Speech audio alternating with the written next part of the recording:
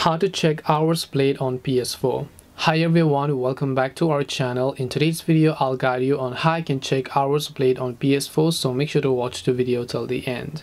If you'd like to check hours played on your PS4, it's actually quite simple to do so, because all you have to do is, let's say that you want to view the number of hours you've spent on a specific game on your PlayStation console.